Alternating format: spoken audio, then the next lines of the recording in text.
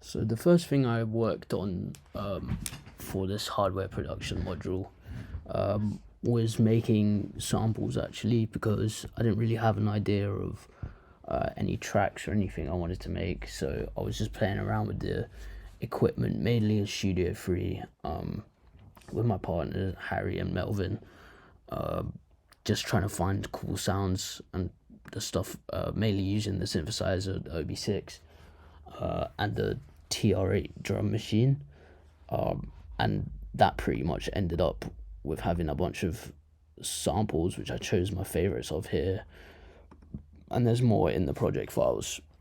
of this dub tune, which I didn't actually ever end up finishing or exporting, but I did get some cool samples out of it, which I can then later use in other productions and stuff like that. I think the main reason for why I didn't manage to get this tune finished is because I didn't do enough sort of pre-planning before going into the studio and do any diagrams or anything like that. So I didn't have anything really ready. It was more just winging it, and I didn't have enough time to finish off any of these parts, despite having gotten some samples out of it. After some time had passed and sort of having more of a think about it over Christmas, I made some MIDI stems at home, just playing around on a MIDI keyboard, and drawing in with my mouse as well. And then I bought these MIDI stems for a garage tune into the studio, and since I had this already prepared beforehand, it was definitely a lot easier to get this tune together and get all the recordings done in time.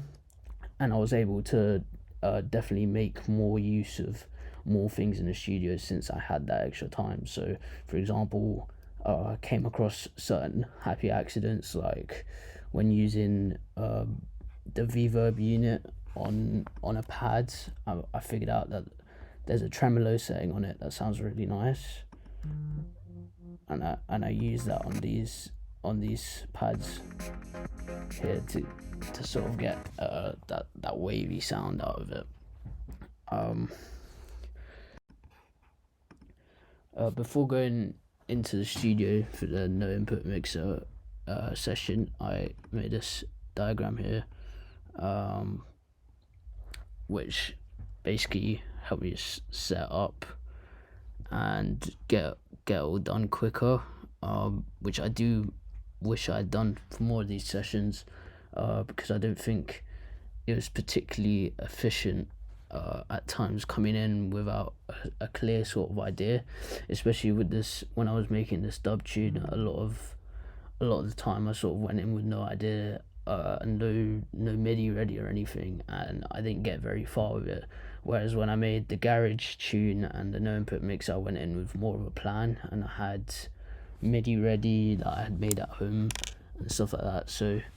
it was a lot easier and quicker to sort of get those done with the planning and stuff in mind outside of the studio. But I do think that also my method of recording it in samples and stuff like that did make it a lot easier for my personal way of working, so that I could take it home and work on it and stuff like that. I think one way I could have done this in a better way, a more professional way, is maybe by naming my stuff a bit better when I was recording them, because this definitely did cause some issues when it came to